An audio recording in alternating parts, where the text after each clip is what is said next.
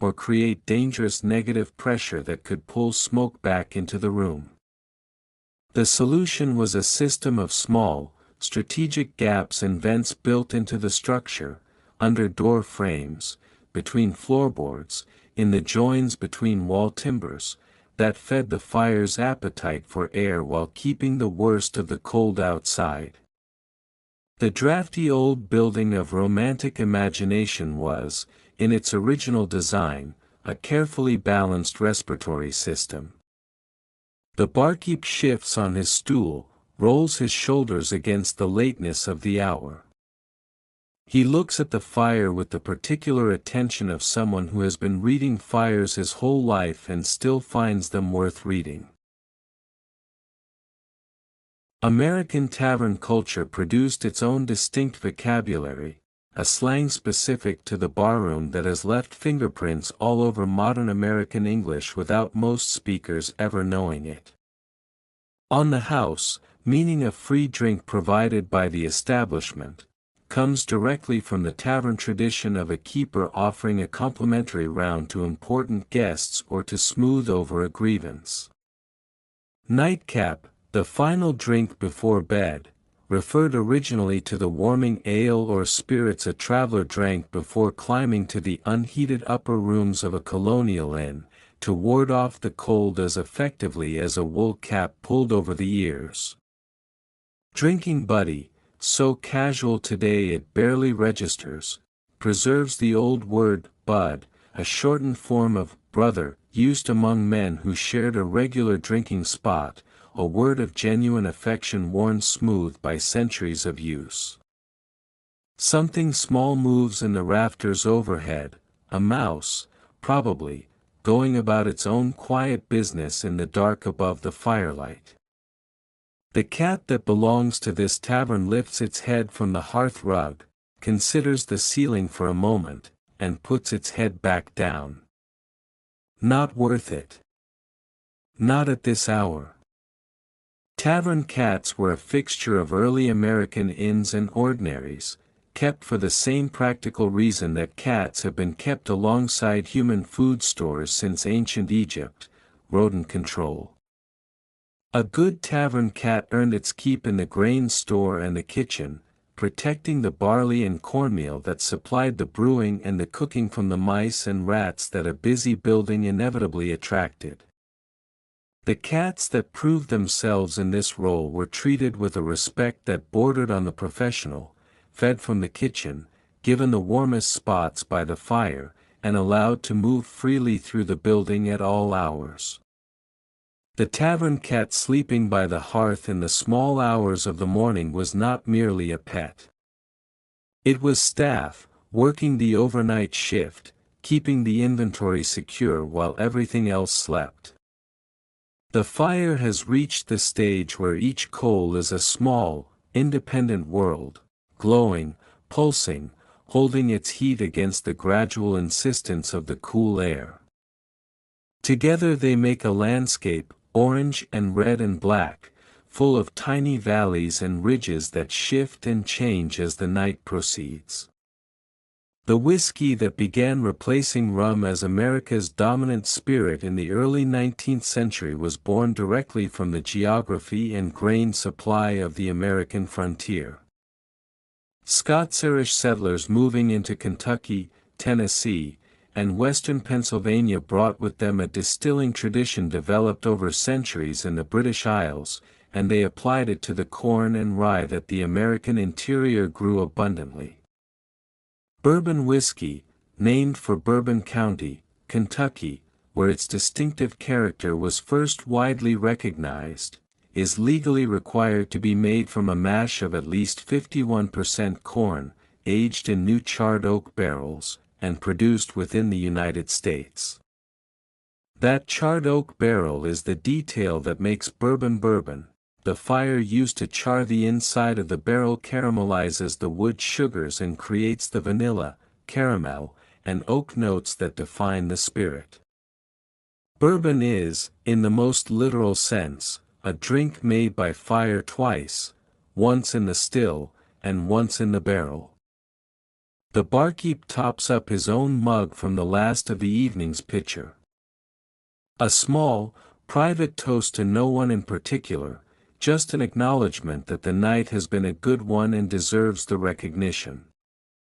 The tradition of the solitary late-night drink, the keeper's own quiet round at the end of the evening, appears in American tavern records as far back as the early colonial period, and it carried a specific social meaning.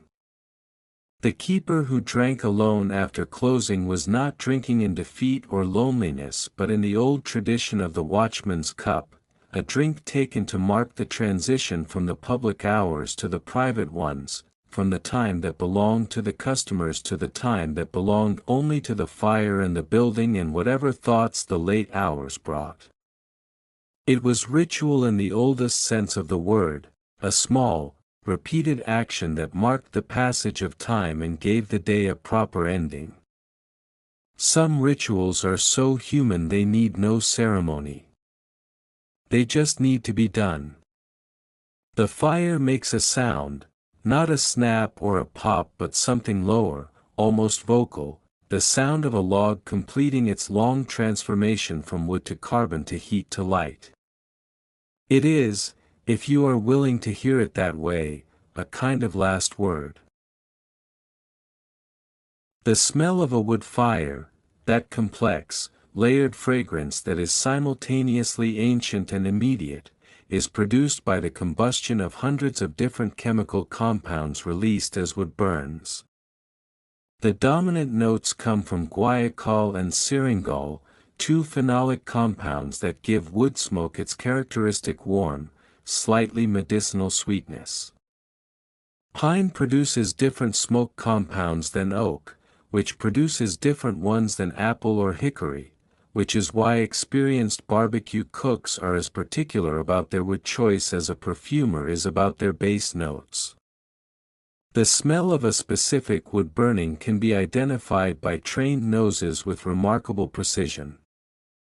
And because scent memory is the most durable of all human memories, the particular smell of the wood burning in a childhood fireplace can remain perfectly preserved in the memory for an entire lifetime, ready to return in full force at the first whiff of the right smoke on the right evening.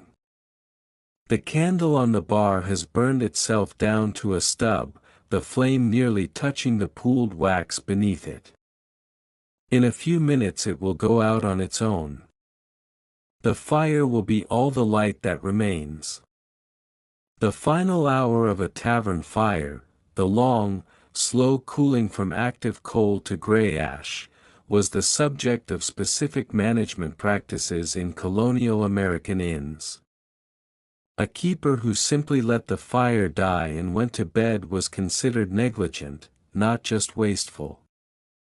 The responsible close-down involved carefully distributing the remaining coals evenly across the firebox floor, covering them with a precise layer of ash thick enough to hold the heat but thin enough not to smother it entirely, checking the damper position, and making a final inspection of the hearth's surroundings for any stray ember that might have rolled onto the hearthstone. Fire safety in wooden buildings was not a modern concern, it was the oldest and most serious operational responsibility a tavern keeper carried, every single night, for as long as they kept the doors open. The stub candle flickers. Holds. Flickers again. And then, without drama, without ceremony, it simply stops, the flame pulling back to a thread of smoke that rises straight for a moment before the air takes it. The fire is all the light in the room now. There is a word in Welsh, Hearth, that has no precise English translation, but comes closest to meaning a longing for a home that may no longer exist, or may never have existed in quite the way you remember it. Americans of Welsh descent brought the word with them into the Appalachian communities of Pennsylvania, Virginia, and the Carolinas, where it found company in the broader immigrant experience of people who had left one world behind and built another in its place. The feeling it names, that ache for a warmth and a belonging that lives more in memory and imagination than in any specific place, is the feeling that a dying tavern fire seems most precisely designed to produce. Not sadness, exactly. Not nostalgia exactly. Something older than both, and quieter. The feeling of a fire going low in a room you love, and knowing you'll be back tomorrow to light it again. 2 segments left. The fire is at its most honest hour, past the need to prove anything, past the need to be anything other than what it is. 20 more facts to carry home. The night is almost done, and it has been a good one. Rest easy. We're nearly there.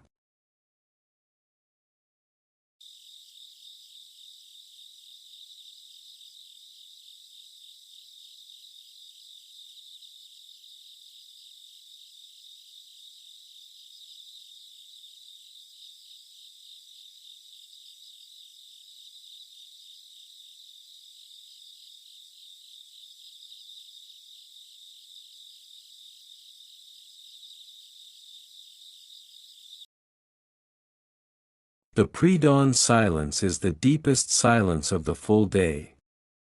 The night sounds have stopped but the morning sounds have not yet begun, and in that gap there is a quality of stillness that feels almost pressurized, as though the world is holding its breath between one thing and another.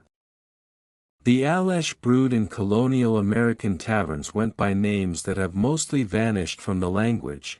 October ale, brewed from the harvest and aged through winter, was considered the finest of the year, its long cold conditioning producing a clarity and depth that summer alesh could not match. Stitchback was a strong tavern ale drunk for warmth on cold evenings. Cali Bogus was a colonial New England mixture of rum and unsweetened beer, drunk cold, which sounds unpleasant and was probably exactly that. But the most enduring name from colonial ale culture is one still in use today, porter, the dark, malty ale originally brewed in London and brought to the American colonies, where it became so popular that George Washington brewed his own version at Mount Vernon, recording the recipe in his own hand. His porter used New York hops, molasses, and a dark roasted malt that gave it a flavor described by contemporary accounts as rich, slightly bitter, and exactly right for a cold evening. The barkeep stirs on his stool without waking, some interior adjustment to the angle of the night, a small negotiation with discomfort that his sleeping body handles on its own. American tavern food in the colonial and frontier periods was built around a single piece of equipment that most people today have never used and would barely recognize: the spit jack. A spit jack was a mechanical device, usually weight-driven or later clockwork-powered, that rotated a roasting spit at a constant, controlled speed above the fire. Without it, roasting meat required a dedicated person, usually a child or the youngest apprentice in the kitchen, to sit by the fire for hours manually turning the spit to ensure even cooking.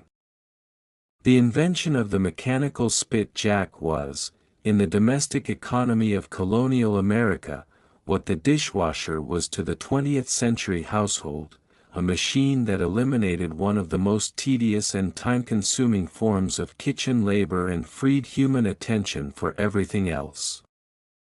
Several colonial-era spit jacks survive in museum collections, their clockwork mechanism still functional after 250 years. The fire exhales.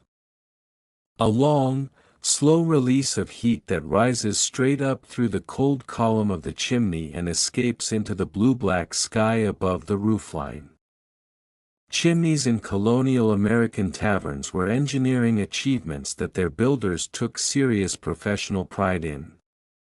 A well-built chimney was not simply a hole in the roof, it was a precisely calculated structure whose proportions, materials, and construction sequence determined whether the fire below it would draw cleanly or smoke back into the room. The mortar used in colonial chimney construction was often made with oyster shell lime in coastal areas. The calcium carbonate in the shells, when burned and mixed with water, produced a mortar that was both strong and flexible enough to withstand the thermal expansion and contraction of a chimney that was heated and cooled every single day. In the Chesapeake region, entire tavern chimneys were built from oyster shells set in this lime mortar, their white surfaces catching the light of a summer morning like the walls of something ancient and Mediterranean, standing in the middle of the American wilderness. The quality of the darkness through the window has shifted by a degree so small it barely registers. The blue hour is beginning its quiet arrival. The game of darts, now ubiquitous in American bars, has a history in this country that most players are entirely unaware of. The game arrived in American taverns in the late 19th and early 20th centuries with the waves of British and Irish immigration that accompanied industrialization, and it spread rapidly through working-class tavern culture in the industrial cities of the Northeast and Midwest. The round dartboard, with its distinctive numbered segments, the bull's-eye at its center, and the alternating black and cream sections, was standardized in the early 20th century and traces its design back to the cross-sections of elm logs that early English players used as targets. The grain rings of the wood suggested the concentric circles, the natural cracks radiating outward from the center suggested the dividing segments. A game played in American taverns today carries the ghost of an English elm tree in its geometry. The fire makes its smallest sound, barely a sound at all, more a presence than a noise, the subaudible hum of deep coals at the limit of their heat.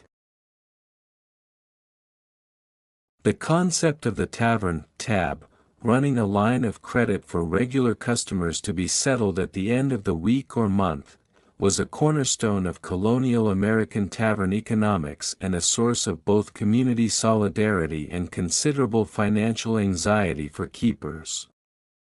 Extending credit to known regulars was expected and necessary. Cash was genuinely scarce in many parts of colonial America, where barter, commodity exchange, and informal credit were the actual operating currency of daily life. But uncollected tabs were the most common cause of tavern financial failure, and the colonial court records of virtually every American colony are full of tavern keepers suing customers for unpaid ale debts of amounts that seem small today but represented weeks of operating margin at the time. The phrase, running a tab, preserves this entire economic history in 4 casual words. The rooster has committed now.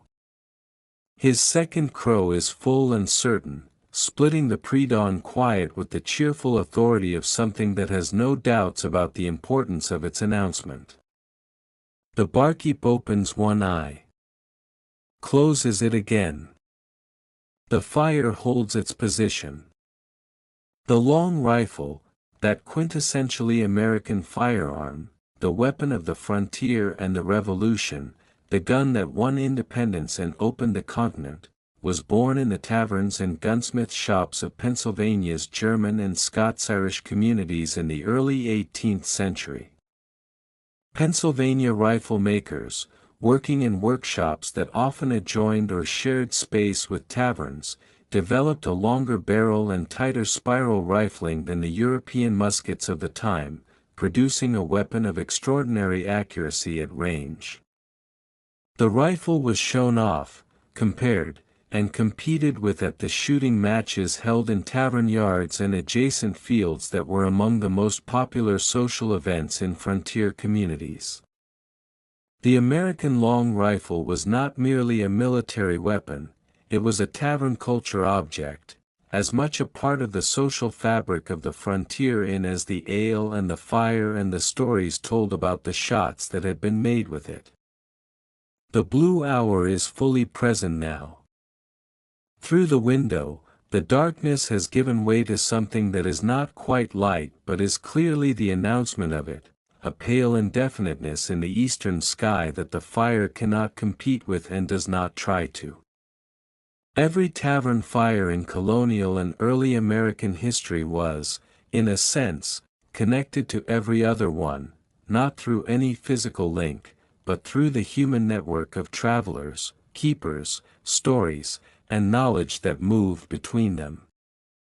A piece of information leaving Boston in the coat pocket of a rider in January might arrive in Philadelphia at a tavern Hearth 2 weeks later, travel south in the saddlebag of a merchant to Virginia by March, and reach a Georgia backcountry ordinary by summer, transformed by each telling, enriched by each fire it had warmed itself beside. The tavern network was America's first information infrastructure, its first social media, its first shared public space, and at the center of every node in that network, keeping the whole thing warm and human and possible, was a fire exactly like this one. One segment left. The dawn is coming. The fire is nearly done with its long night's work. 10 more facts, the last 10, and then we let the morning have the room. Stay just a little longer. The best endings are always worth the wait. The light arrives slowly, then all at once. Not the sun itself, not yet, but the announcement of it, spreading across the eastern sky in bands of rose and amber and pale gold, the colors moving up through the spectrum the way fire itself moves from red to yellow to white. The darkness doesn't fight it. It simply steps aside, the way darkness always does when morning makes its claim. Inside, the fire has become something almost abstract, less a fire than the memory of one, a bed of ash barely concealing the last few coals underneath, each one glowing with a warmth so patient and old that it feels less like combustion and more like meditation. This is what remains when everything temporary has burned away. This is the lesson every fire teaches if you stay with it long enough. The barkeep stirs, stretches, and stands with the particular stiffness of a man who has slept sitting up. He moves to the window, rubs his eyes, and looks out at the morning with the expression of someone greeting an old acquaintance who always shows up right on time. The fire needs nothing from him now. Its work is almost finished. The first person down the stairs is a young woman, one of the travelers from last night, moving quietly so as not to wake anyone who might still be sleeping. She stops at the hearth, wraps her shawl tighter against the morning cold, and looks at what remains of the fire with something that might be gratitude, or respect, or both. The morning fire in a colonial tavern was not the same fire that had burned the night before, not technically. The coals were the same, but the relationship was different. The night fire was for gathering, for storytelling, for the social work of being human together in the dark. The morning fire was for function, for cooking, for warmth, for the practical business of starting the day. The first new wood laid on the surviving coals marked that transition, and experienced keepers treated it with the same small ceremony they gave any important threshold. A good morning log, placed correctly on well-maintained coals, would catch within minutes and restore the hearth to full function. A poor one, placed carelessly, would smother what remained and require the entire fire to be rebuilt from scratch. Even at the end of its life, the fire demanded attention. The barkeep is at the hearth now, kneeling, inspecting what remains with the practiced eye of someone who has done this exact assessment 1,000 times. He selects a small, dry piece of kindling from the basket, places it carefully on the exposed coal, and watches. The coal considers. And then, with the patience of something that has been burning all night, it consents. A thread of smoke rises. A small flame appears. The morning fire begins. The continuity of fire, the practice of maintaining a living flame or coal over days, weeks, or even years, was considered in many early American communities to be something more than mere practicality. It was a matter of household identity and, in some cases, almost spiritual significance. When a family moved to a new homestead, they carried coals from their old hearth to light the new one, preserving the family fire across the distance. When a new nation was formed, there was no official ceremony for transferring fire, but the practice existed informally. The hearth fires burning in American taverns in 1776 were, in some cases, the direct descendants of fires lit in the 1600s, never allowed to go fully cold, passed forward from keeper to keeper, building to building, carrying the literal warmth of one century into the next. The young woman at the hearth accepts a cup of something warm from the barkeep, tea, probably, or weak coffee, the kind of gentle morning drink that asks nothing of you except that you hold it in both hands and let it wake you slowly. She sits on the bench closest to the fire and watches it find its strength again. Tea and coffee both arrived in the American colonies in the mid-17th century, and both became tavern staples, though their social meanings were distinctly different. Tea was the drink of refinement and political loyalty in the colonial period, served in the better establishments to wealthier clientele, until the Revolution turned it into a symbol of British oppression and made drinking it a minor act of treason. Coffee, by contrast, became the drink of American independence, democracy, and the working day. By the 1820s, coffee had so thoroughly replaced tea in American tavern culture that European travelers remarked on it with surprise, the same beverage drunk at breakfast, midday, and evening, strong enough to stand a spoon in, sweetened with molasses or maple when sugar was scarce. The American coffee habit was born in the tavern, refined in the coffeehouse, and carried into every home kitchen in the country, where it has remained, undefeated, for 200 years. Outside, the sun has cleared the horizon. The first direct light of the morning comes through the window at a low angle and finds the hearth, turning the gray ash silver and the surviving coals into something briefly, impossibly bright, like small pieces of the sun itself, trapped in the stones. The symbolic connection between the hearth fire and the sun is one of the oldest metaphors in human culture, appearing in mythologies from ancient Greece to pre-contact indigenous America. The fire is the sun brought down to earth, domesticated, made manageable, warmth and light on a human scale, something you can feed and tend and sit beside without being destroyed. The Greek goddess Hestia, guardian of the hearth, was sister to Zeus himself. The Roman Vesta, her counterpart, was served by priestesses whose most sacred duty was keeping the eternal flame of Rome alive. When European settlers brought their hearth traditions to America, they brought this ancient symbolic weight with them, even if they no longer consciously thought of it that way. Every morning, when the keeper laid new wood on the surviving coals and coaxed the fire back to life, they were participating in a ritual that was older than writing, older than nations, older than anything except the human relationship with fire itself. The morning is fully here now. The door opens and closes as people begin moving, the business of the day taking over from the stillness of the night. The fire, no longer the center of attention, settles into its new role without complaint. The declining importance of the hearth fire in American life began not with electricity or central heating but with the iron cookstove, which became widely available in the 1830s and 1840s.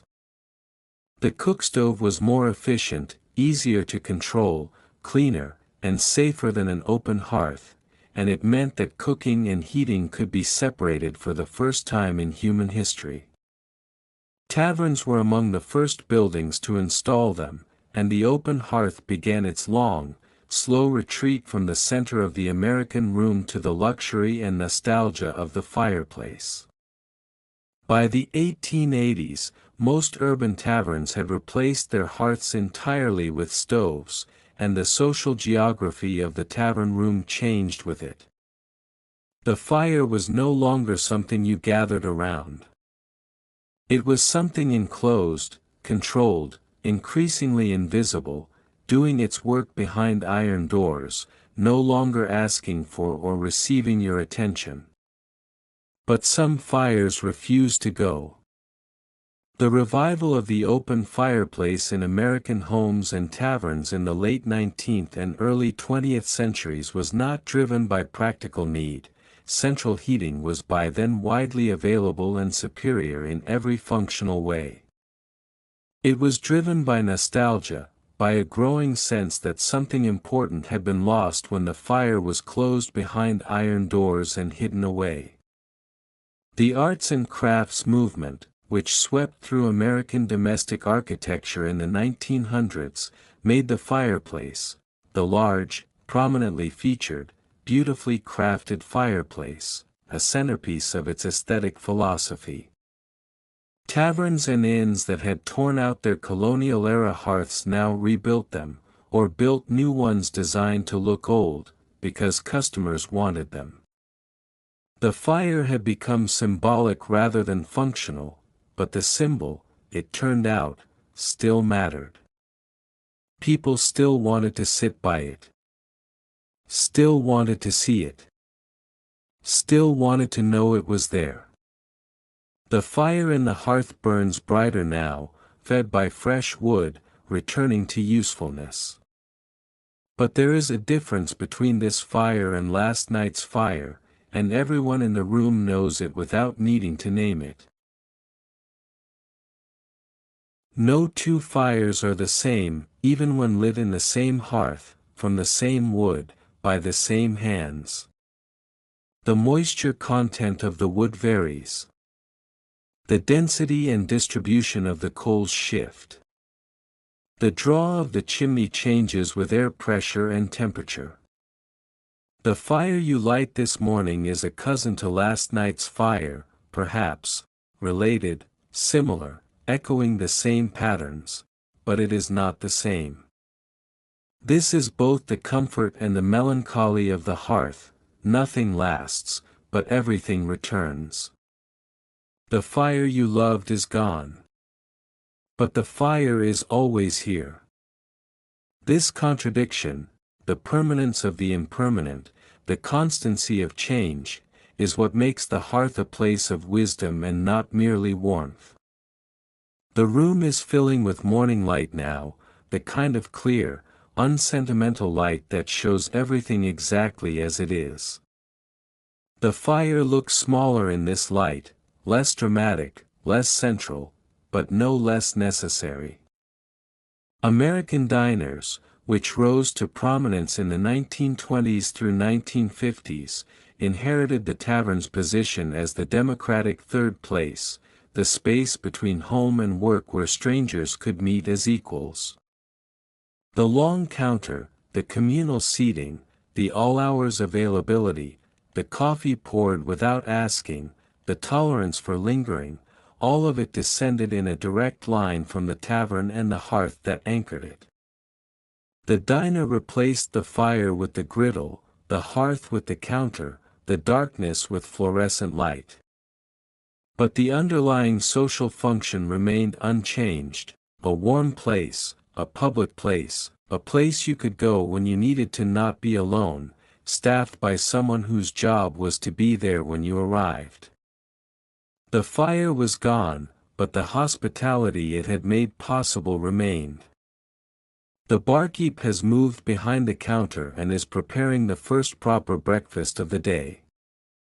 Someone asks for eggs. Someone else asks for cornbread. The tavern is becoming itself again, not the quiet, firelit room of the deep night, but the working, daylight version, busy and functional and fully alive in a different way. The word tavern itself is falling into gentle obsolescence in modern American English, replaced by bar, pub, saloon, inn, brewpub, and a dozen other variations, each trying to capture some particular shade of what these places are and what they offer. But the word itself, tavern, still carries weight. It still means something that the newer words don't quite capture. It means history. It means the long tradition of the road and the hearth and the stranger made welcome.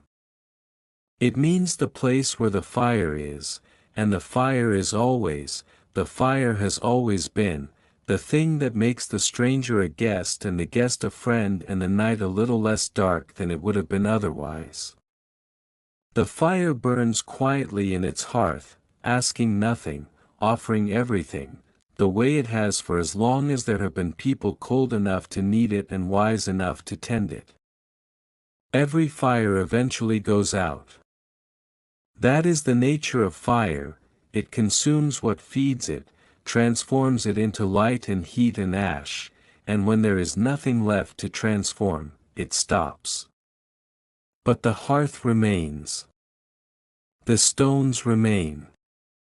The knowledge of how to build the fire remains, passed from hand to hand, generation to generation, carried forward by every person who ever learned that the first step is kindling, the second step is patience, and the third step is staying long enough to see it catch.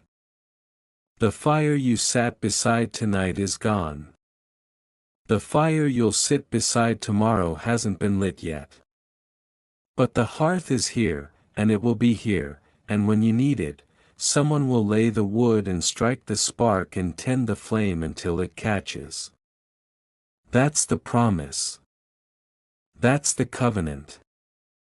That's what we give each other when we build a fire and say, "Come closer, there's room, you're welcome here." The fire is temporary. The welcome is not. 100 facts. One long night. One fire, tended from dusk until dawn, doing what fire has always done, holding the center, keeping the warmth, making the space human. Thank you for sitting with us. Thank you for staying.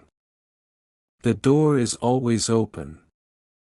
The fire is always here. Come back anytime.